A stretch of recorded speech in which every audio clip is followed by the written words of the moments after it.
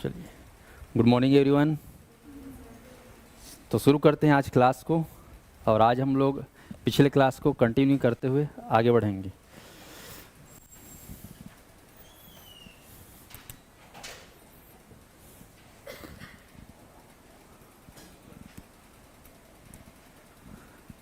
कौन सा जिला पढ़े थे जी हम लोग?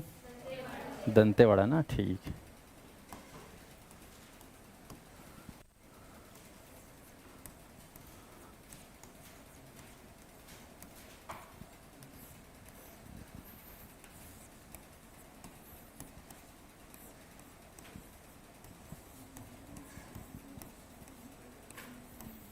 दंतेवाड़ा जिला दर्शन।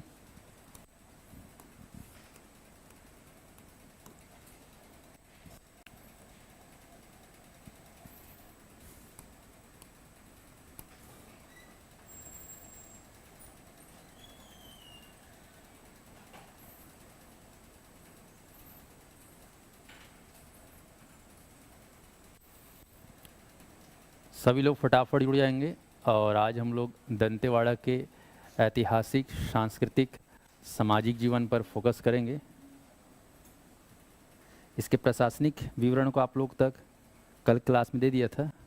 चलिए फटाफट बोलेंगे। कौन सा जिला है भाई ये? एमसीबी। ये कौन सा जिला है? कोरिया। इस जिला को पहचानिए। सूरजपुर। ये जिला है हमारा बलरामपुर। इसको पहचानिए। सरगुजा। और ये हमारा जसपुर। ठीक है, 2008 सरगुजा संभाग। फिर ध्यान देंगे, ये आपका बिलासपुर संभाग का जिला कोरबा। कई लोग कोरबा को बड़ा जिला मानते हैं आज भी। ठीक है, अपना गलती मत करना। राज्य का सबसे बड़ा जिला कौन सा है? बीजापुर। ये क्षेत्र देखिए अपना जांजगीर चांपा। और ये आपका रायगढ़। फोकस करेंगे ये जो क्षेत्र है बिलासपुर, इसके ऊपर में क्या है? जीपीएम। ये क्षेत्र कौन सा है? मुंगेली। ठीक है, नए दो जिला बना है। एक शक्ति, राज्य का सबसे छोटा जिला। और ये हमारा सारंगढ़ भिलाईगढ़। दो जिला से हटकर बना है, ध्यान रखिएगा। चलिए आ जाइए आप लोग दुर्ग संभाग में। ये कौन सा जिला है? कवर्धा उर्फ कबीरधाम। ये हमारा राजनांदगांव। नीचे में बना है एमए में, ऊपर में बना है केसीजी। ये क्षेत्र है हमारा बेमेतरा। और बेमेतरा के नीचे में है दुर्ग। और ये क्षेत्र आपका बालोद। ध्यान दीजिएगा। दुर्ग संभाग 2013 नवीनतम संभाग। बिलासपुर संभाग 1956। ठीक है, संभाग और जिला अंतर होना चाहिए पता। स्पष्ट है? रायपुर संभाग, जिला है बलौदाबाजार। ये क्षेत्र हमारा रायगढ़ रायपुर। हाँ, ये क्षेत्र है महासमुंद। ये क्षेत्र गरेवन। और ये हमारा धमतरी। रायपुर संभाग राज्य का सबसे पहला संभाग, जिसमें 5 जिले हैं। 1862। क्या बोलोगे? 1862। आ जाओ बस्तर संभाग का पहला जिला, कांकेर, कोंडागांव, नारायणपुर। ध्यान दें, दंतेवाड़ा, बस्तर, बीजापुर, सुकमा।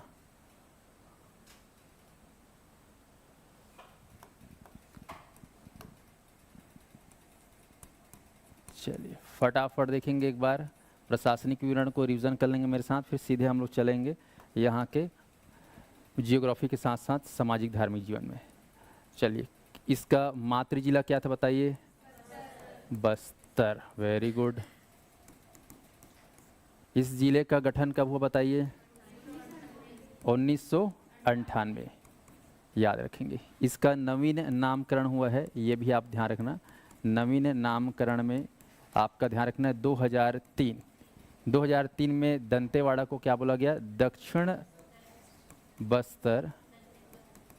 जगदलपुर नहीं बोलना है, दक्षिण बस्तर दंतेवाड़ा।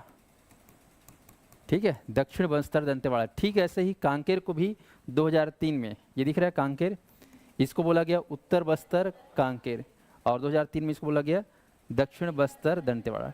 ठीक ऐसे ही कवर्धा को, कवर्धा है ना, उसको भी 2003 में कबीरधाम। तो 3 में 3 जिलों का नाम चेंज हुआ है, ऐसे याद रखो। 3 में 3 जिलों का नाम चेंज हुआ है। कौन कौन सा? कबीरधाम है ना, कांकेर। हाँ, ऊपर से नीचे उतरो दिख जाएगा तीनों जिला। ठीक है जी। चलिए सभी ऑनलाइन वाले इसको याद रख लेंगे। हाँ, क्षेत्रफल बताया था लगभग है ना, 2853 के एरिया में फैला हुआ है। सीधे आते हैं इसके सीमावर्ती जिले। सीमावर्ती जिला, कितना सीमावर्ती जिला भाई? 3 है मात्र। सभी लोग जान रहे हो 3 कौन कौन सा? बस्तर, सुकमा और बीजापुर, ये आपको ध्यान रखना है। सीमावर्ती राज्य कितने बताइए? नहीं है ना, तो इसको क्या बोलना है? एक ऐसा जिला है, भू आविष्ट जिला है। इस संभाग का एकमात्र भू आविष्ट जिला है दंतेवाड़ा। ठीक है, लिंगानुपात कितना बताया था बताओ? यहाँ 1023, ध्यान रखना। बस्तर संभाग का सबसे ज़्यादा लिंगानुपात वाला है कोंडागांव, 1033। उससे 10 कम कर देना, 33 से 10 कम होगा तो कितना हो जाएगा? 23। तो कोंडागांव में सबसे ज़्यादा है, ओवरऑल छत्तीसगढ़ में भी सबसे ज़्यादा कोंडागांव का है 33, उससे 10 कम कर देना है तो 23, याद रहेगा। साक्षरता यहाँ का 48%। ठीक है, ये आपको ध्यान रखना। ये सब पढ़ा दिया था, चलिए फिर भी देख लो एक बार। करत करत अभ्यास के जड़मति होत सुदान। विकास खंड कितना बताया था? विकास खंड 4 विकास खंड। कौन कौन से विकास खंड बताया था बताओ? जा रहे थे तो गीदम, दंतेवाड़ा, कटे कल्याण और कुआकोंडा, ये 4 आपको याद रखना है। तो विकास खंड 4 है। तहसील कितने हैं भाई? 2 ऐड कर देना है, टोटल 6 तहसील। बारसूर और बड़े बचेली, तो 6 तहसील हो जाएगा। विधानसभा क्षेत्र,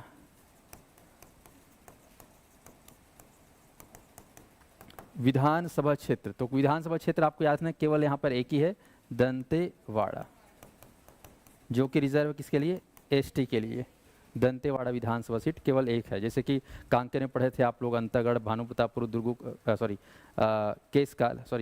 अंतागढ़, भानुप्रतापपुर और कांकेर, और कोंडागांव में केसकाल और अपना कोंडागांव, ये पढ़े थे। और बस्तर में 3 जगह पढ़े थे आप लोग, चित्रकूट, जगदलपुर और बस्तर, और यहाँ पर एक है। टोटल बस्तर विधान क्षेत्र में संभाग में 12 विधानसभा सीट है। ठीक है जी, चलिए, तो ये आप लोग पढ़ चुके हो। सड़क कौन सी जा रही थी यहाँ पर? NH कौन सा है यहाँ पर? तो याद रखना NH 163A, इसको याद रखना स्पेशल। और एक जो सबसे मेन है वो है NH 63, ये याद रखना। तो नेशनल हाईवे यहाँ पर आपको ध्यान रखना, 2 नेशनल हाईवे है, एक 63 और एक 163A, ऐसे याद रखना। हो गया, चलिए अब सीधे पहुँचते हैं हम लोग इस जिले को लेकर। जूम करते हैं इसको अदर पेज में। बताया था फूल की माला चढ़ाना है, उस टाइप की माला बना देना है, या फिर नेगेटिविटी में सोचोगे तो फांसी का फंदा।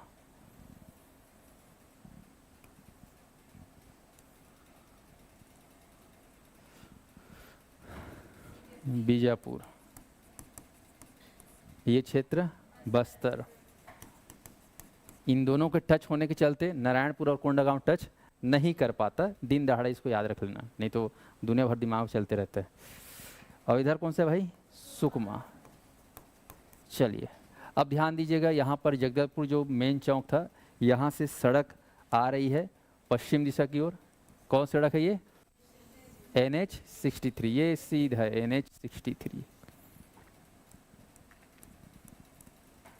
एकदम डामर वाला रोड है। ठीक है, स्पेशल, ये आपको ध्यान रखना।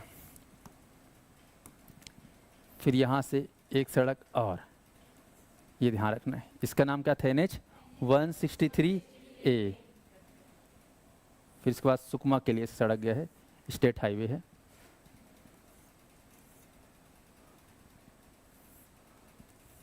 ये ध्यान रखना। चल,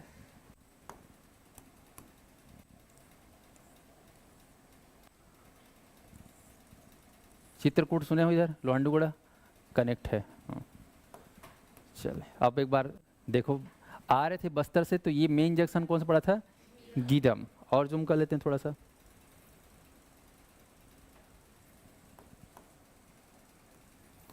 ये अपना गीदम, ध्यान रखना। ये तहसील कौन सा है? बारसूर। ये तहसील कौन सा है? दंतेवाड़ा। ठीक है, ये तहसील कौन सा है? कुआंकोंडा। और ये तहसील को याद रखना, कटे कल्याण। और इधर कौन सी तहसील है? बड़े बचेली। अच्छा इधर बता दिए थे क्या? हाँ चल ठीक है, उसको थूती मुती करके उधर ले जाना, ठीक है। हाँ बड़े बचेली, चलो इधर इसके पहले बचेली है, फिर बड़े बचेली है ना, किरंदुल, फिर इधर क्या है? बैलाडीला है। ये पूरा पहाड़ी एरिया है। तो ये अपना 7 तहसील देख लो अच्छे से। ये ऐसा, अच्छा 7 बोल दी, 6 है ना। हाँ चलो, रेलगाड़ी चलेगी कि नहीं चलेगी यहाँ पे बताओ? चलेगी ना। क्यों चलेगी? यहाँ पर पूरा माइंस एरिया है, यहाँ से होते हुए ये ऐसा, ये ट्रेन रूट है। कारण है बैलाडीला, किरंदुल, बड़े बचेली में माइंस है। तो दंतेवाड़ा से इधर गिदम होते हुए ऐसा, बस्तनार होते हुए, जगदलपुर होते हुए विशाखापट्टनम सीधा जापान चले जाएगा। आज सही साइड लिखा है सर, कटे कल्याण। हाँ ठीक है, तो ये हो गया हमारा मैपिंग। चलिए अब हम थोड़ा सा जियोग्राफिक देख लेते हैं पहले तो। दंतेवाड़ा का भूगोल देखिए,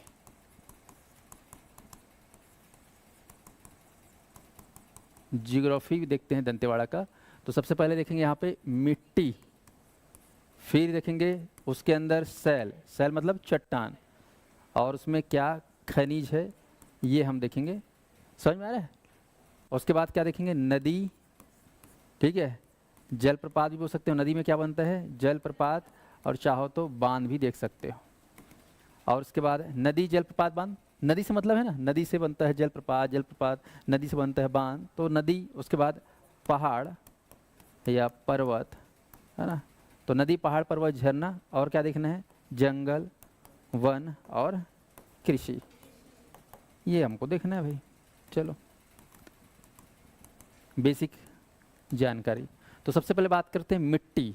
तो हमारा जो दंतेवाड़ा जिला है, इसमें मिट्टी लाल रेतीली तो आप पढ़े हो, कांकेर में पढ़े, कोंडागांव भी पढ़े, बस्तर में पढ़े, यहाँ भी है, ऐसा नहीं है। लेकिन मुख्य रूप से यहाँ पे लाल दोमट मिट्टी है। यहाँ पे मुख्य रूप से क्या है बोलने से? लाल दोमट मिट्टी। ये फिर पगला रहा है लगता है मैं। लाल दोमट मिट्टी, लाल दोमट मिट्टी याद रखना। शैल बोलने से यहाँ पे आपको याद रखना है धारवाड़। ओहो, ये बोर्ड चालू था क्या सर के जाने के बाद? नवीन सर के जाने के बाद? हाँ बंद नहीं हुआ था क्या? बोल रहा हूँ बीच में। हाँ बंद होना चाहिए ना, तब क्या रीस्टार्ट होता है। तो देखना मैं लिख रहा हूँ, कुछ लिखा कुछ और है, उर्दू लिखा रहा है। हाँ अच्छा, चलो कोई बात नहीं। हर हर महादेव, दिमाग को शांत करते हैं थोड़ा, है ना। हाँ। तो धारवाड़ शैल है, ध्यान रखना। साथ ही साथ यहाँ पर खनिज देखते हैं। खनिज मेन है, मतलब दंतेवाड़ा जिला भी पढ़ोगे, कोरबा के बाद दूसरा सबसे मेन जिला छत्तीसगढ़ का दंतेवाड़ा। छत्तीसगढ़ में 2 जिले हैं सबसे खास, एक है कोरबा और दूसरा है दंतेवाड़ा। छत्तीसगढ़ को सबसे ज़्यादा पैसा मिलता है कहाँ से? कोरबा और दंत, सबले ज़्यादा पैसा, मन माने गदगद ले, है ना, है ना। कहाँ कहाँ से? कोरबा और दंतेवाड़ा। काबर? खनिज, बड़े बड़े खनिज। कोरबा में पूरा कोयला का माइंस खतरनाक, और यहाँ लोहा माइंस और टीन माइंस। ऐसा नहीं है। ज़्यादा महिमा का बखान नहीं करूँगा क्योंकि फिर बहुत ज़्यादा हो जाएगा। हाँ चलो, तो खनिज में आपको याद रखना है लौह अयस्क, टीन, ये आपको मेन ध्यान रखना है। लोहा टीना, ले लोहा टीना वाले। हाँ हाँ, तो लोहा टीना याद रखना। हाँ तेल टीना नहीं बोलना है, टीना मतलब अलग है वो वाला, हाँ जिससे वो बनता है हथियार। चलिए अब आ जाओ नदी। तो नदी में आपको ध्यान रखना है, आपको मालूम है कि कौन सी नदी बह रही थी इधर से? आ रही थी इधर लोहांडीगुड़ा से, ये इंद्रावती। ये आपको बारसूर को टच करते हुए ऐसा, बारसूर इसी किनारे, और फिर इधर चल जाएगा बीजापुर। ये मेन नदी है। फिर इधर याद रखना, ये अपना पहाड़ी याद रखना, बैलाडीला पहाड़ी सबसे मेन पहाड़ी है इधर। यही पहाड़ियों में तो दुनिया भर का खदान है, मतलब लोहे का माइंस है। तो इधर आपको याद रखना है, एक नदी से जा रही है और एक इधर से नदी जा रही है। पढ़ोगे, दो नदी है, दो नदी के संगम से यहाँ पर पढ़ोगे, सुने हो आप लोग, डंकनी और संकनी। फिर नदी जाके ऐसे होते हुए कहाँ मिल जाता है, इंद्रावती नदी में। तो डंकनी शंखनी नदी आपको याद है, डंकनी शंखनी नदी याद रहेगा। तो इधर से आपका डंकनी, अरे बाप रे, लिख कुछ और रहा हूँ, कुछ लिखा रहा है। ऑनलाइन वाले थोड़ा सा ध्यान रखना, इर्द गिर्द चल रहा है पेन। डंकनी और शंखनी नदी दोनों के संगम पर है दंतेवाड़ा, जहाँ पर दोनों नदी मिलता है वहाँ पे दंतेवाड़ा जिला है। दंतेवाड़ा जिला क्या बोलें, दंतेवाड़ा शहर है। जैसे अभी कुंभ मेला चल रहा है, जा रहे हो नहीं, प्रयागराज में। प्रयागराज क्या है, एक संगम जगह है, जिसे अपना राजिम आज यहाँ भी चालू हो रहा है। यहाँ भी त्रिवेणी संगम है, अरपा पैरी, अच्छा मारूंगा मुटका, है ना। कौन कौन सा, महानदी और पैरी और सोंढूर, ये 3 नदी हैं। हाँ, और वैसे ही प्रयागराज में क्या है, गंगा यमुना और सरस्वती। 45 करोड़ लोग नहा लिए, सोच लो। हाँ, अब आज पता नहीं कितना करोड़ लोग नहाएंगे। हाँ, इतना तो अमेरिका की जनसंख्या नहीं है ना। अमेरिका और रूस को मिला दोगे तो 45 करोड़ नहीं जनसंख्या, उतना नहा डाले कहाँ। हाँ, आज पूरा 50 करोड़ हो जाएगा लगता है, ठीक। हाँ, खैर, है ना, यही तो हमारी पहचान है ना। इतने सारे जनसंख्या को मैनेज केवल कहाँ किया जा सकता है, इंडिया में। कहाँ, इंडिया में। इतना बड़ा भीड़ को मैनेज किया जा सकता है दुनिया में कहीं, असंभव। ऐसा में मतलब दुनिया में सबसे ज़्यादा जनसंख्या कहाँ है, भारत, 146 करोड़। कल मोदी जी गए थे फ्रांस में AI शिखर सम्मेलन, तो बोल रहे थे इंडिया का भीड़ इंडिया ही संभाल सकता है, बाकी किसी का हिम्मत नहीं है कि संभाल सके। 45 करोड़ जनसंख्या को नहाना मामूली बात है ना। तो इंडिया में ये सारी चीज़ है। चलो, सारे जहाँ से अच्छा हिंदू सीता हमारा। तो नदी में आपको याद रखना है, इंद्रावती नदी और डंकनी शंखनी। और दुनिया भर का नदी है, लेकिन अभी नहीं पढ़ना है, बस सुने रहो मैंने। डंकनी शंखनी नदी। पहाड़ बोलने से आपको ध्यान रखना है यहाँ पर बैलाडीला, और याद रखना ढोलकल। अभी सुनोगे ढोलकल, ढोलकल पहाड़ी, ये फेमस रहता है इसलिए मैं लिख रहा हूँ ढोलकल पहाड़ी। ये भी ढोलकल पहाड़ी जो है बैलाडीला का पार्ट है, ठीक है। अभी पढ़ेंगे हम लोग पहाड़ को, ऐसा बैलाडीला को बनाएंगे। तो बैलाडीला का एरिया काफ़ी बड़ा फैला हुआ है। इसका सीमा बीजापुर से भी टच है, दंतेवाड़ा में थई है। सीधा टॉप चोटी में झंडा गड़ाना है। चढ़ोगे ना। हाँ, नाम ही है ना बैलाडीला, सिंपल सी बात है।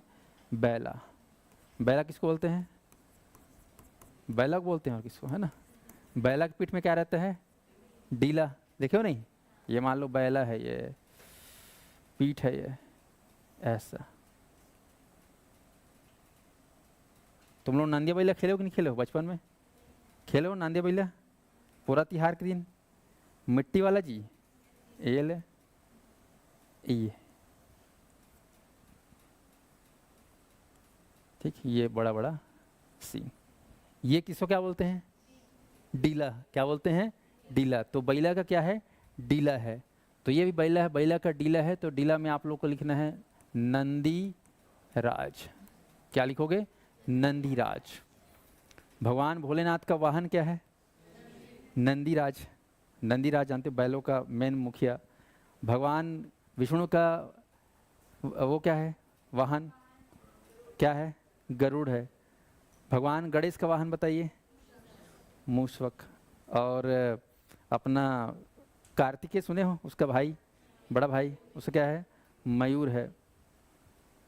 और माँ दुर्गा की सवारी का है, से बब्बर शेर, है ना। कौन शेर, बब्बर शेर।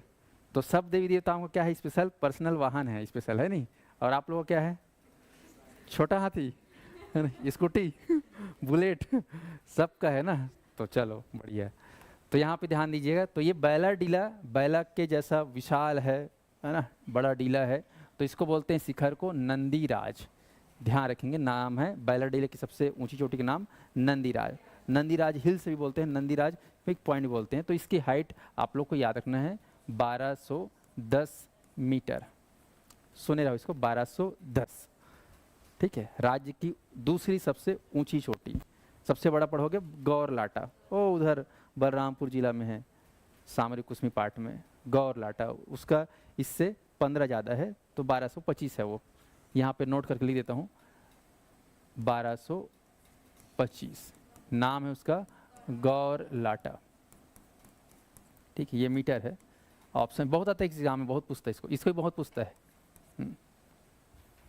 तो इसको याद रखना, नंदीराज 1210, 1210, और इसका क्या है 1 + 2 + 2 = 5, 1225। ये जी 1 धन 2 धन 2 धन बराबर 5, लिखो 1225। कन्फ्यूजन होता है ना, इसलिए बोलता हूँ सर, जब भी याद करना होगा ऐसे याद करना। ऑप्शन में दिया रहेगा 1225, 1215, 1220, ये ले जाए। 1200 तो याद, लेकिन वो 15 है कि 20 है कि 25 है, दिमाग का दही। तो क्या याद रखोगे गौरलाटा का 1 + 2 + 2 5, 1225। और इसको कैसे याद रखोगे 1 to 1, 1 to 1 फॉलो करना है ना। नंदीराज कैसे चलेगा 1 to 1, 1 to 1 दे, तो कभी जीवन में नहीं भूलोगे। ऐसा में नहीं कि ऑप्शन आएगा ना दिमाग का दही, है ना। नंदीराज का था कि गौरलाटा का था, 1210 था कि 15 था कि 20 था 25, रे उस निंदा में यादें नहीं आवा थे, दिमाग खराब, एक प्रश्न बिगड़ गया इसके चक्कर में, है ना। ऐसी प्रश्न परीक्षा हाल में दिमाग अपना खराब करोगे। होता ही नहीं होता है, प्रैक्टिकल बात कर रहा हूँ, है कि नहीं, होता ही नहीं होता है। हाँ चलिए, तो ध्यान रखेंगे बैलाडीला की सबसे ऊंची चोटी का नाम क्या है नंदीराज, हाइट है 1210 मीटर, और इसी में दुनिया भर का माइन से पढ़ोगे आप लोग। खैर इधर आ जाओ, ज़्यादा डिटेल में जाऊँगा। तो पहाड़ पर्वत में ये याद रख लेना, वन में आते हैं तो यहाँ पर कौन सा वन देखने को मिलेगा साल वन। सबसे बेस्ट क्वालिटी का साल वन कहाँ मिलता है केशकाल घाटी। ठीक है, कृषि, तो कृषि में आपको बोलना है ना मोटे अनाज, मोटे अनाज, ये आपको ध्यान रखना। मोटे अनाज मतलब समझिए सब कोई, कोदो, कुटकी, रागी, मक्का, जोंधरा, ये सब जान लें। अच्छा, यहाँ पे बताया था पूर्ण जैविक जिला, याद है पूर्ण जैविक जिला छत्तीसगढ़ में कितने पूर्ण जैविक जिला है 5 है, उनमें से आपका दंतेवाड़ा है, याद रखना। सबसे ज़्यादा पूर्ण जैविक जिला अपने बस्तर संभाग में है। बताया था ना, बिना सुगंध, बी से बीजापुर, और ना से नारायणपुर, और सु से सुकमा, और ग से गरियाबंद, और द से दंतेवाड़ा। तो 5 में से तो 4 जिला आपके बस्तर संभागी में है, मात्र 1 जिला कहाँ है। हाँ, अब सोच लो 33 में 5 जिला वाले तो बढ़िया जिएंगे, बाकी लोग सोच रहे सब दवाई खातू वाला खा रहे हैं। कैसे यार, है ना। 5 जिला में क्या है पूर्ण जैविक जिला, मतलब वहाँ पे शुद्ध खाने पीने को मिल रहा है। तो 5 जिला वाले किस्मत वाले हैं। कौन कौन किस्मत वाले देख लो, नारायणपुर किस्मत वाले हैं, दंतेवाड़ा, बीजापुर, सुकमा और गरियाबंद। बाकी लोग को क्या बोलें रायपुर वाले अफसोस ही पड़ गया है ना, हम लोग को यार पैदा नहीं होना था यहाँ, हम लोग कहाँ रहना था दंतेवाड़ा में, वहीं शुद्ध खाते पीते करके। चलिए कोई बात नहीं। तो ये हो गया हमारा भूगोल, सामान्य रूप से बता दिया हूँ, और भी बहुत डिटेल में है लेकिन नहीं बताऊँगा, इतना ही सामान्य रूप से जान लो फिलहाल। ठीक है, चलिए अब समझते हैं यहाँ पे एक तहसील का सामाजिक सांस्कृतिक जीवन। तो सबसे पहले पकड़ते हैं तहसील गीदम। सड़क से आया तो पहला तहसील कौन सा दिखा, गीदम। दिख रहा है ना सबको गीदम, ऑनलाइन वालों को दिखना चाहिए गीदम। देखो गीदम, गीदम एक रामायणकालीन स्थल है, नाम है गीदम, ये गिद्ध से बना है। गिद्ध पक्षी सुने हो, एक जमाना में ये गीदम जो है गिद्ध पक्षियों का डेरा था, ओ त्रेता युग में, रामायण काल में। और यहीं पे रहते थे वो गिद्ध पक्षीराज, जो रावण के, है ना, समझ गया ना रावण वाला केस। वो जब सीता हरण करके ले जा रहे थे तो रोकने का प्रयास किया था, जटायु नाम क्या था उसका, जटायु, जो गिद्धराज पक्षी का राजा था। तो उन लोग का डेरा क्या था, गीदम, नाम पड़ा है गिद्ध से पड़ा है गीदम। तो ये रामायण कालीन स्थल है गीदम। और गीदम के पास आप लोग पढ़ोगे, यहाँ पर एक गुफा है किनारे में गीदम के पास। कोई है गीदम क्षेत्र से ऑनलाइन वाले, गीदम के पास एक बहुत सुंदर सा गुफा है,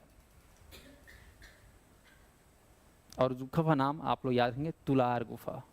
सुने रहना इसको, कौन सा गुफा, तुलार गुफा, ये आपको ध्यान, बहुत ही फेमस। यहाँ पर शिव जी का लिंग है, बहुत ही ऐतिहासिक है, बहुत ही आध्यात्मिक और बहुत ही कहना चाहिए आश्चर्य वाला है ये गुफा, तुलार गुफा, ध्यान रहेगा। चलिए, गीदम यूँ तो एक तहसील है, एक विकास खंड है, और गीदम में एक सिटी है जिसका नाम है फेमस जावंगा सिटी। ये पेन थोड़ा अड़बड़ खड़बड़ चल रहा है यार, है ना, इतना अच्छा राइटिंग नहीं है मेरा, ठीक है।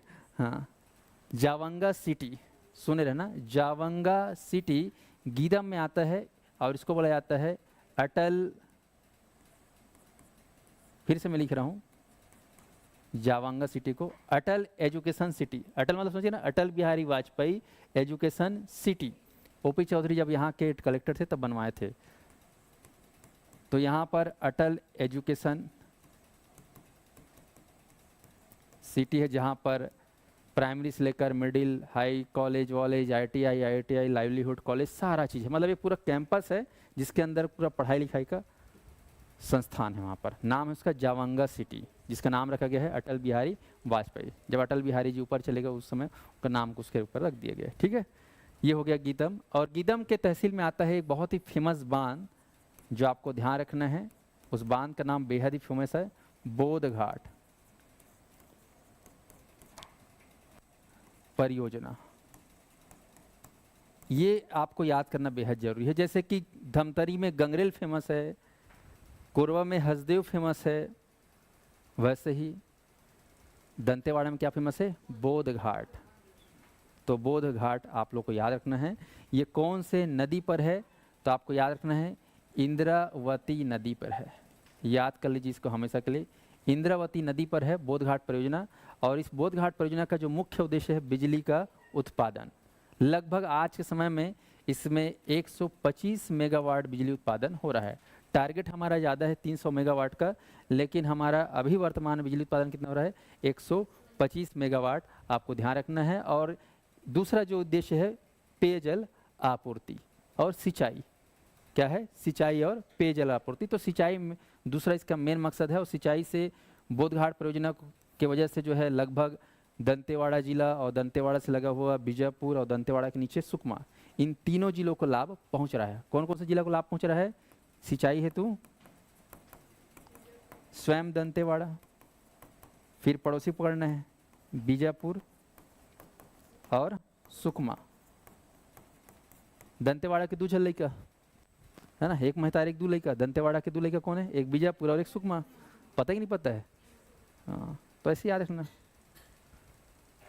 तो दंतेवाड़ा में है बोधघाट परियोजना, बोधघाट बांध सबसे बड़ा बांध है, याद रखना। एग्जाम में 50 बार पूछा जाता है क्योंकि सबसे बड़ा बांध है, मेन बांध है बोधघाट परियोजना, ध्यान रहेगा। तो ये आपको याद रखना है। गीदम में हो गया गीदम। चलिए, अब गीदम के बाद हम लोग चलते हैं सीधा दूसरा तहसील जो ऊपर में है, वो है आपका बारसूर। बारसूर, इसके बारे में आप लोग को बहुत अच्छे समझना है। जिस प्रकार से कोंडागांव में मैंने गढ़धरौना बताया था, बहुत ही फेमस, वैसे ही बस्तर में आप लोग पढ़े थे कांगेर क्षेत्र और चित्रकूट क्षेत्र, चित्रकूट। ऐसे ही यहाँ पर बारसूर है मेन खास जगह, यानी कि ये है एक ऐतिहासिक, पौराणिक, धार्मिक, सांस्कृतिक स्थल, पर्यटन स्थल। जो बोलना है बोल देना, सब चलेगा इसमें। धार्मिक, ऐतिहासिक, पौराणिक, पुरातात्विक, सब इतना फेमस है क्या, बारसूर। बारसूर पौराणिक काल में इसको बाणासुर की नगरी कहा जाता है। क्या बोलना है, बाणासुर की नगरी। जानते हो बाणासुर कौन थे? कंस के संगवारी, काकर संगवारी से कंस के संगवारी। कंस जानते हो कौन है, किसके मामा थे? कृष्ण के मामा। तो कंस कभी कभी मूड फ्रेश करने छत्तीसगढ़ आते थे और छत्तीसगढ़ में आके शिकारी करते थे। शिकार के लिए आमंत्रण कौन करते थे? बाणासुर, आ भैया हमारे यहाँ तोर बार कड़कनाथ स्पेशल व्यवस्था है, ऐसा करके बुलाते थे। कौन? बाणासुर, जो कि परम शिव भक्त थे। यहाँ के बहुत सारे गुफाओं में शिवलिंग की पूजा करते थे बाणासुर। बहुत ही प्रतापी शासक थे बाणासुर। उस समय की बात कर रहा हूँ ना, द्वापर युग की बात कर रहा हूँ। तो कंस आते थे घूमने फिरने, है ना, आखेट शिकार करने के लिए। कहाँ? बस्तर। ठग नहीं रहा हूँ भाई, सही बता रहा हूँ ना। हाँ, तुम लोग को एकदम ऐसी मजाक लग रहा है तो है। छत्तीसगढ़ को तुम लोग ऐसी समझ लिए हो, है ना। रामायण काल में जानते हो वनवास में 10 साल कहाँ बिताए हैं रामायण राम जी? छत्तीसगढ़। 14 में 10 साल सोच लो, तो छत्तीसगढ़ दी बेस्ट, आया समझ में। तो बाणासुर का आपको याद रखना, ये बाणासुर की नगरी थी और ऐतिहासिक काल में इसको कहा गया है भ्रमरकोट, भ्रमरकोट या फिर इसका प्राचीन नाम था चक्रकोट, इस नाम से जाना जाता है और आज इसको बोलते हैं बारसूर। आप ध्यान देंगे बारसूर जो कि कौन सी नदी के तट पर है, तो आपको यहाँ रखना है इंद्रावती के तट पर है, ये आपका खास इंद्रावती नदी, ये आपको ध्यान रखना है। तो इंद्रावती नदी के तट पर है बारसूर जो कि ऐतिहासिक पौराणिक धार्मिक स्थल है। तो सीधा हम यहाँ पर चलते हैं धार्मिक स्थल में, मंदिरों को फोकस करते हैं। 4 मंदिर आप लोग याद कर लेना, यहाँ का 4 मंदिर सबसे फेमस है। सबसे पहले नंबर 1 पे आता है बी से याद रखना है बत्तीसा मंदिर, पूरा उल्टा सीधा लिखा रहा है यार, है ना, समझ जाना। बत्तीसा मंदिर, कौन सा मंदिर? बत्तीसा मंदिर, हो गया बत्तीसा मंदिर। दूसरा आपको बोलना है, जैसे आगे बढ़ोगे रास्ते में तो बड़ा गणेश, क्या बोलना है? बड़ा गणेश मंदिर। तो ब से बत्तीसा और ब से बड़ा गणेश, छोटा गणेश भी है, पढ़ोगे एक 8 फीट और एक 5.5 फीट का। फिर आगे जाओगे तो मामा भांचा मंदिर, ठीक है, मामा भांचा मंदिर सब जानते हो, कोई नया चीज नहीं है। उसके बाद और आगे जाओगे तो चंद्रादित्य, है ना, महादेव मंदिर। ये 4 मंदिर को याद रखना, बत्तीसा मंदिर, बड़ा गणेश, मामा भांचा, चंद्रादित्य मंदिर।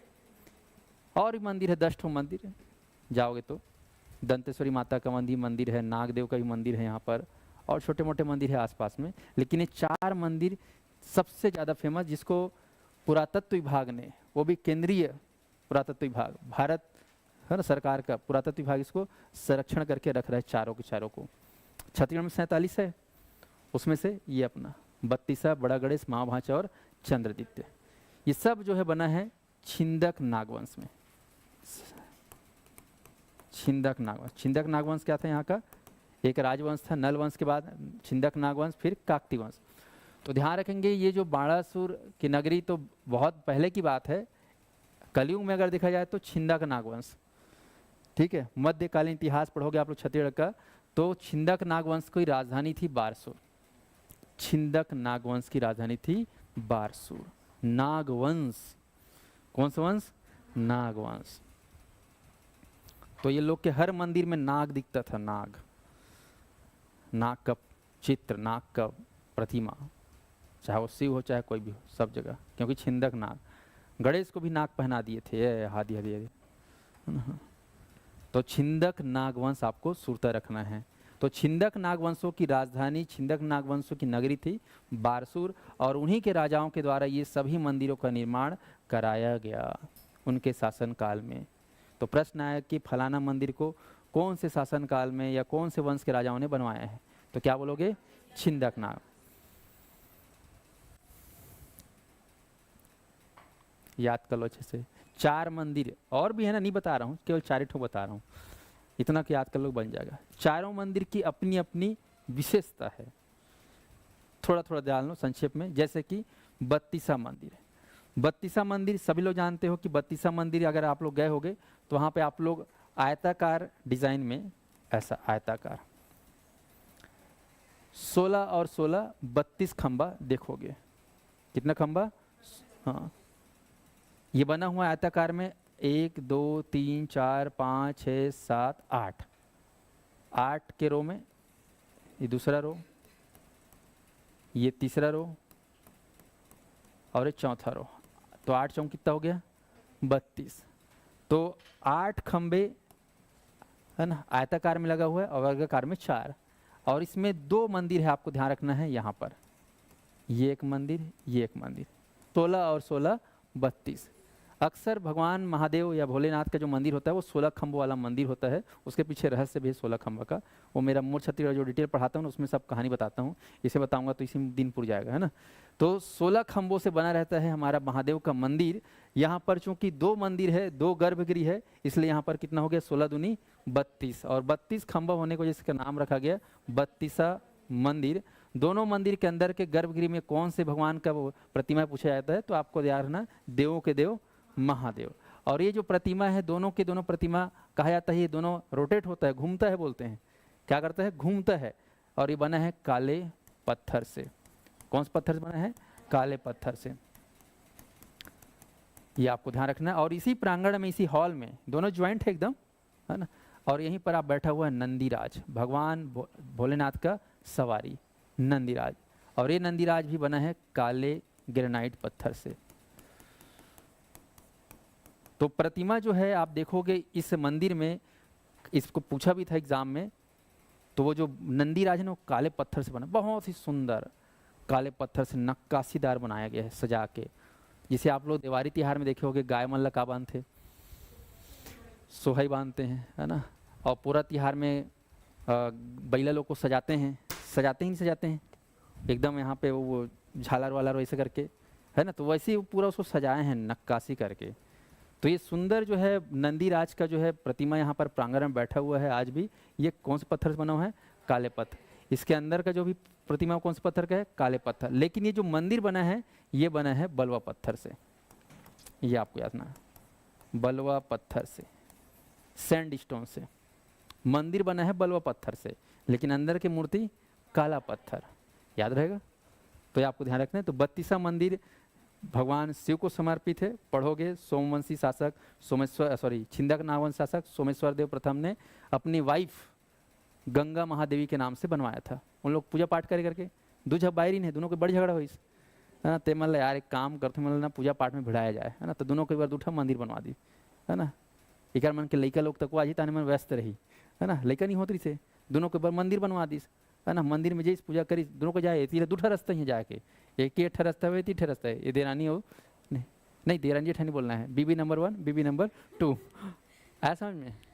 भाई सोमेश्वर देव प्रथम, बहुत सारा कहानी जी नहीं बताऊंगा ना, टाइम ऊपर जाएगा ना, दिक्कत ही है। चलो अगला आ जाओ, बड़ा गणेश। तो बड़ा गणेश यहाँ पे 2 ठो मंदिर है, एक 8 फीट का है और एक 5.5 फीट का है। दोनों जो बना है याद रखना बलुआ पत्थर से बना है, 8 फीट और 5.5 फीट। छत्तीसगढ़ में सबसे बड़ा गणेश का प्रतिमा है प्राकृतिक रूप से। और एक ही ठो पत्थर को ऐसे बनाया है ना जोड़ के, ऐसा नहीं कि खंड खंड, एक ही ठो पत्थर से बना है, 8 फीट का पत्थर, याद रहेगा। कौन सा पत्थर से बना है, बलुआ पत्थर। ये सब जो है ये मान के चलो कि आपका 11वीं 12वीं शताब्दी में बना हुआ है। ये सारा मंदिर का बना है 11वीं 12वीं शताब्दी। उसके बाद माँ भांचा मंदिर। तो माँ भांचा मंदिर आपको ध्यान रखना है, ये माँ भांचा से जुड़ा हुआ कहानी पर आधारित है कि एक रात में इस मंदिर को बनाए हैं, एक ही रात में बनाए थे। राजा बोला कि तुम लोग को अगर जिंदा रहना है तो एक रात में बनाओ, अगर नहीं बनाओगे तो जिंदा गाड़ दूंगा, काटवा दूंगा। तो डर के मारे, है ना, रात करके ये लोग माँ भांचा लोग बनाए, नाम पड़ गया मामा भांचा मंदिर। आज ऐसी परंपरा है कि यहाँ पर एक साथ माँ भांचा एंट्री नहीं मार सकते, जाओगे तो पार, मर जाते हैं बोलते हैं। अगर माँ भांचा एक साथ घुस गए इस मंदिर में तो आदमी पार। तो यहाँ पे मामा अलग जाएगा दर्शन करने, भांचा अलग जाएगा। ये मंदिर एक दिन में बना था। बहुत सारे ऐसे महादेव के मंदिर हैं जो एक रात में बनता था और रात को ही बनता था। अघोरी बाबा सुने हो, नागा बाबा सुने हो ना, हाँ, भस्म आरती सुने हो। तो महादेव का मंदिर बनने का जो कारण रहता था वो थोड़ा अद्भुत रहता था ना, रात रात को बनता था। और कई ठो मंदिर तो ऐसा है कि उस ज़माने में बना था जब दुनिया में 6 माह का दिन और 6 महीने का रात होता था, आज से लाखों वर्ष पहले। ऐसा भी कहानी आप लोग सुने होंगे, है ना। चलिए, तो माँ भांचा मंदिर याद रहे कहाँ पे है, बारसूर, केंद्र संरक्षित में शामिल है, चारों मंदिर। अगला है चंद्रदित्य महादेव मंदिर। तो ये जो चंद्रदित्य है याद रखना, ये सामंत था, सेनापति था, धारावर्ष करके राजा था उसका। पढ़ोगे आप लोग छिंदक नागवंश में 2 राजा बहुत फेमस, एक सोमेश्वर देव प्रथम और एक है इनके पिताजी का नाम था धारावर्ष। तो धारावर्ष जो पिता थे सोमेश्वर देव के, तो धारावर्ष के सामंत थे चंद्रदित्य, जो परम भक्त थे शिव जी के, जो साउथ इंडिया आंध्र प्रदेश से आए थे और इधर सेनापति के रूप में काम कर रहे थे। तो उन्होंने जो है यहाँ पर क्या बनाया, महादेव का मंदिर, नाम पड़ गया चंद्रदित्य महादेव का मंदिर। ठीक है। और ये है विशाल, इसी नदी के मंदिर के किनारे विशाल चंद्रदित्य सरोवर है, तालाब, जाओगे तालाब है यहाँ पर। कहा जाता है कि बारसूर जो नगर, बारसूर जो नगर है ना, यहाँ पर 150 तालाब और 150 मंदिर हुआ करता था। तो इसे कहा गया बस्तर का ऐसा स्थान जो तालाबों और मंदिरों की नगरी के नाम से विख्यात हो गया। 150 तालाब और 150 मंदिर एक ही ठक जगह में। जैसे आप लोग रतनपुर में जाओगे, वहाँ भी बहुत सारे तालाब हैं, मंदिर है। तो ऐसे ही ठीक है, हमारा रतनपुर था ऐतिहासिक धार्मिक स्थल। तो आज भी धार्मिक स्थल है, लेकिन आज से हजारों साल पहले यहाँ पर 150 मंदिर, 150 तालाब हुआ करता था। कुछ मंदिर आपको देखने को मिल जाएगा, कुछ तालाब भी देखने को मिल जाएगा यहाँ पर। तो हो गया बारसूर, संक्षेप में बताया हूँ, ज़्यादा डिटेल नहीं बताया हूँ, इतना कम से कम याद कर लेना। चलिए, अब बच गया कौन सा तहसील, गीदमा बारसूर देख लिए ना। अब आते हैं दंतेवाड़ा। चलिए, दंतेवाड़ा सभी जान लेंगे। तो दंतेवाड़ा में सिंपल आपको बोलना है, यहाँ पर 52 शक्तिपीठ में से एक शक्तिपीठ है, नाम है दंतेश्वरी माई। सभी जानते हो बात है ना, सतयुग जमाने की। माँ सती का चक्र से क्या हुआ, शरीर का विच्छेद हुआ, ठीक है, उनके 52 टुकड़े हुए। तो एक टुकड़ा कहाँ गिरा, दंतेवाड़ा में। कौन सा टुकड़ा गिरा, दांत गिरा। तो दांत जो गिरा उसी से बन गया यहाँ पर प्रतिमा, मूर्ति कह सकते हो। उस मूर्ति को पाया, उस मूर्ति को देखा कौन, पढ़ोगे आप लोग, काकतीय नरेश अन्नमदेव।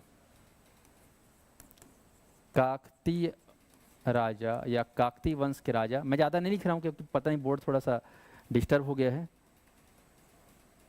काकतीय वंश के राजा अन्नमदेव। तो ध्यान दीजिएगा, अन्नमदेव, जैसे कि सेम कहानी आप लोग रतनपुर का पाओगे। रतनपुर में महामाया मंदिर है, वहाँ पर माता जी का कंधा गिरा था, वहाँ पर रत्नदेव प्रथम को सपना आया, मंदिर बनवा दिया। ऐसे यहाँ पर अन्नमदेव, जो कि आप लोग पढ़ोगे, ये भी देवी का उपासक था, देवी को मानता था, शाक्त का उपासक था। आप लोग पढ़ोगे काकती देवी का उपासक था। काकती देवी आप लोग पढ़ोगे, वारंगल में एक गांव है ना, वहाँ पर जो है काकती देवी को मानते थे, कुल देवी थी। तो ये देवी का उपासक था, तो इसको भी सपने में आया, तो ये जगह उनको दिख गया।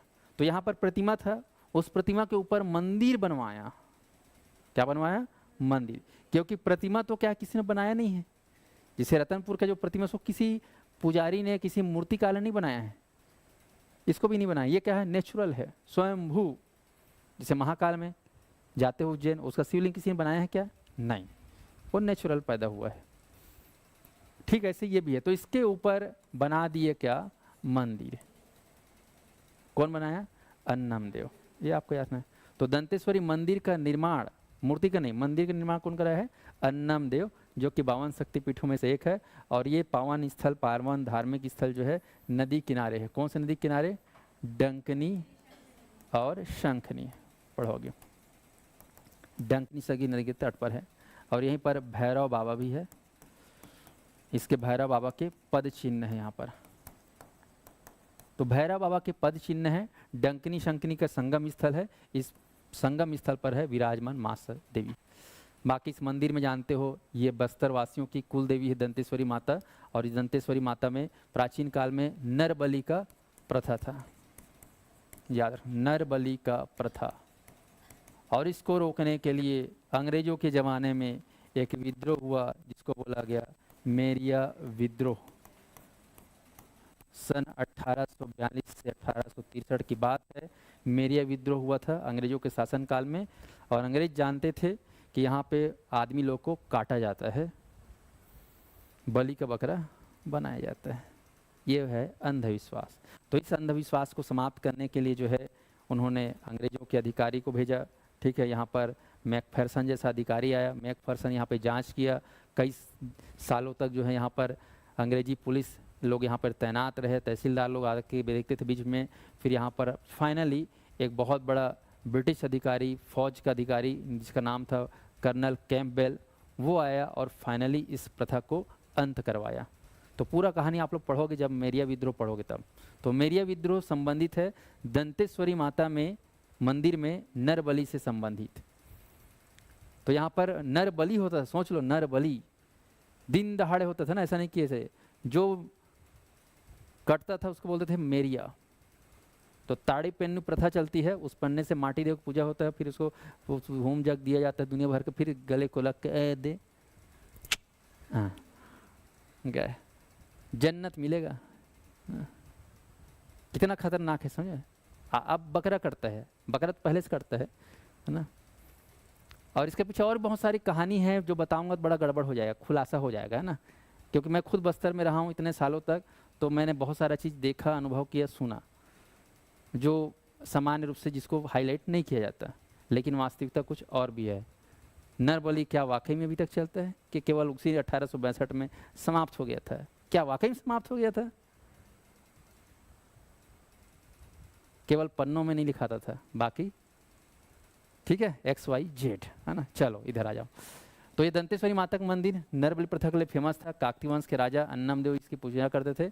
फिर ये हो गया आपका दंतेश्वरी, ज़्यादा नहीं जाएंगे, आते हैं वापस, आगे बढ़ते हैं।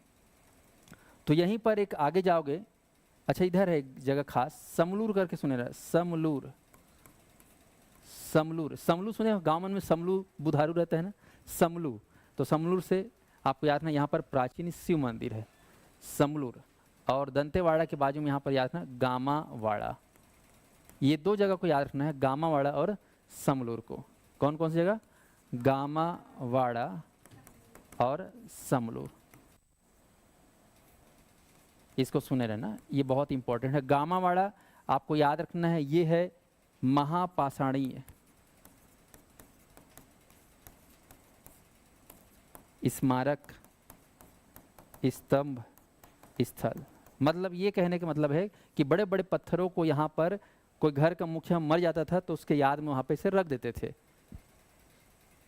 स्मृति चिन्ह के रूप में, तो उसको बोलते थे महापाषाणी स्मारक स्तंभ। स्मारक स्तंभ नाम था गामावाड़ा उर्सकल। तो उर्सकल गामावाड़ा आप लोग याद रखना है, ये एक बहुत ही फेमस जगह है जिसको बोलते हैं महापाषाणी स्मारक स्तंभ स्थल। ऐसे ही समलूर में है महादेव का मंदिर, ये भी बहुत ही प्राचीन है, जिसको केंद्र सरकार द्वारा संरक्षित किया गया है। इसको भी केंद्र सरकार का जो पुरातत्व विभाग है उसके द्वारा संरक्षित किया गया है। तो हमें ये दो जगह को अच्छे से याद करना है, गामावाड़ा और समलूर, दंतेवाड़ा के आसपास है। दंतेवाड़ा गामावाड़ा याद रहेगा थोड़ा बहुत। चलिए अब यहाँ पे देखे गए, जैसे ही दंतेवाड़ा सीधा जाओ कुआंकोंडा, ये टीन वाला एरिया है, कोंटा कल्याण टीन है, यहाँ भी टीन, टीन मतलब खनिज, ये आपको देखना खनिज है, खदान है यहाँ पर। और इधर ये वाला रोड में आएंगे तो यहाँ पर बचेली, बड़े बचेली, किरंदुल, बैलाडीला, ये कौन सा वाला एरिया है? लोहा वाला, लोहा खदान। ध्यान रखना छत्तीसगढ़ में सबसे बड़ा भंडारण लोहे का वो है बैलाडीला। उसके बाद पढ़ोगे राव घाट, है ना। तो बैलाडीला सबसे ज़्यादा यहाँ है लोहे, उसके बाद राव घाट बोलने से कांकेर, ठीक है। तो बैलाडीला सबसे बेस्ट क्वालिटी का लोहा छत्तीसगढ़ में यहीं आपको देखने को मिलेगा। एक और फेमस जगह है एकिलामा, चेलीकिलामा, पढ़ोगे आप लोग कवर्धा में, लेकिन यहाँ पे सबसे बड़ा मात्रा में भंडार है। इसका खोज किया था 1955-56 में जापान का एक आदमी यमूरो करके। वो ससुरेज खोज कर लिए ना, तो सरकार से ब्लैकमेलिंग कर लिया नेहरू जी से, और उस चक्कर में सस्ता में यहाँ का लोहा आज कहाँ जाता है? जापान। और जापान हो गया क्या? विकसित देश। एशिया का सबसे पहला विकसित देश कौन सा है? जापान। उसके बाद चीन, उसके बाद भारत अभी प्रोग्रेस में है। और ससुर के चक्कर में, नेहरू के चक्कर में हम लोग का आधा पैसा बेचा गया। नहीं बताऊंगा ज़्यादा उसके बारे में, दिमाग खराब हो जाएगा तुम लोग का, ठीक है। बस बैलाडीला याद रखना, सबसे बड़ा यहाँ क्या है? माइंस है। यहाँ पे किरंदुल, बचेली और बैलाडीला पढ़ोगे 1980, 1968, 1980 और 1988। 3 डेट याद रखे रहना अभी फिलहाल, 1968, 1980 और 1988। आप लोग पढ़ोगे यहाँ पे लोहे का उत्खनन करता है मेन NMDC, ठीक है, NMDC करता है। तो 1968 में आपको याद रखना है किरंदुल, सबसे पहले लोहा माइंस का खदान यहाँ खुला, उसके बाद बचेली और लास्ट में बैलाडीला जो कि सबसे बड़ा है। खोज हुई थी इनकी 1955-56, जापान के प्रोफेसर ने इसका खोज किया था। हाँ एक ही है ना, लेकिन अलग अलग नहीं, जगह अलग अलग है ना, क्षेत्र अलग अलग है। किरंदुल क्षेत्र और बैलाडीला क्षेत्र और बचेली क्षेत्र। सबसे पहला खुदाई कहाँ हुआ? किरंदुल में, उसके बाद बचेली में और उसके बाद बैलाडीला में। सब जुड़ा हुआ है पूरा। पहाड़ी बोलते हैं सबको एक साथ, कौन सी पहाड़ी? बैलाडीला की पहाड़ी। जैसे मैकल पर्वत है देखे होगे, हिमालय पर्वत देखे हो, हिमालय पर्वत जम्मू कश्मीर से लेकर कहाँ तक है? ओ मिजोरम तक है। कहाँ तक है? मिजोरम तक। तो हिमालय पर्वत में क्या एक ही ठो गाँव है? 1760 गाँव है कि नहीं? कई राज्य है कि नहीं है? तो ठीक ऐसे बैलाडीला पहाड़ बहुत बड़ा है, जिसमें आपको देखने को मिलेगा किरंदुल, बचेली, बैलाडीला। स्पष्ट हुआ? तो ये आपको ध्यान रखना है, तीनों जो है लोहा का माइंस है, एनएमडीसी का खनन कर रहा है। बाकी और भी बहुत सारी चीज़ें हैं, आप लोग अभी फिलहाल इतना ही याद रख लो। लोहा और टीना में सबसे ज़्यादा भंडारण, सबसे ज़्यादा उत्पादन देने वाला जिला है आपका दंतेवाड़ा। लोहा से राजस्व, टीना से राजस्व देने वाला सबसे बड़ा जिला है दंतेवाड़ा। और टीन में तो आप लोग पढ़ोगे, भारत देश में एकमात्र टीन का अगर कहीं पे उत्पादन होता है तो वो होता है हमारे छत्तीसगढ़ के दंतेवाड़ा से। टीन जिससे बनता है उपग्रह, जिससे बनता है जहाज, जिससे बनता है सैटेलाइट, जिससे बनता है AK-47, आया समझ में? ढड़ तोप, यही बनता है। सामरिक क्षेत्र में इस टीन का उपयोग किया जाता है क्योंकि इसमें जंग नहीं लगता और लोहे जैसा मजबूत होता है टीन। आया समझ में? तो इन सारे विविधताओं के साथ अपना दंतेवाड़ा है। बाकी दंतेवाड़ा में और भी बहुत कुछ है, फिलहाल बेसिक जानकारी में इतना ही रखो। तो मैंने केवल 20% बताया है अपने नॉलेज का, बाकी परसेंट जो है आपको क्लास में मिलेगा, ठीक है ना? तो इतना कम से कम याद रखेंगे सभी प्रतिभागी। और एक खास जानकारी है कि जितने ही प्रतिभागी अब तैयारी कर रहे हैं पुलिस भर्ती, ADO, शिक्षक भर्ती या फिर अमीन पटवारी, सभी लोग भैया नियम से पढ़ना चालू करो, क्योंकि कंपटीशन देख रहा हूँ मैं साल दर साल बढ़ते जा रहा है। अभी हॉस्टल वार्डन का एग्ज़ाम हुआ, देखे हो कैसे आए बाएँ कट ऑफ गया था। तो हम लोग को रिटर्न की तैयारी अच्छे से करना है। कौन कितना तैयारी कर रहे हैं हम नहीं जानते, हमारा बस एक ही उद्देश्य होना चाहिए कि हम अपना ईमानदारी से तैयारी करते रहें, कभी किसी को कमज़ोर ना समझे। रावण कमज़ोर समझ लिया था राम जी को, कंस समझ लिया था भांचा इसको, कृष्ण को, घाटा हुआ कि नहीं हुआ? हाँ, तो हमको किसी को कमज़ोर नहीं समझना है, अपने को कमज़ोर समझो, अपने कमियों पे काम करो, बात ख़त्म। आया समझ में? तो आप लोग अपने को मजबूत बनाएं, अपने कमियों को सुधार करें। और टेस्ट सीरीज़ जो है, अलग अलग जो है एग्ज़ाम का हम लोग टेस्ट सीरीज अभी शुरू करने वाले हैं। आप लोग जिसकी भी तैयारी कर रहे हैं संस्था में पता कर लेंगे। ADO का टेस्ट सीरीज़ 23 फरवरी से लॉन्च हो रहा है। ऐसे ही पुलिस भर्ती का भी टेस्ट सीरीज, प्रयोगशाला परिचारक, अमीन पटवारी, इनका भी टेस्ट सीरीज आपको दिया जाएगा। लेकिन सबसे पहले अपना थ्योरी को आप लोग अच्छे से स्ट्रॉन्ग करें, तो फिर टेस्ट दिलाएं। ठीक है साथियों, चलिए बहुत बहुत धन्यवाद आप सभी का।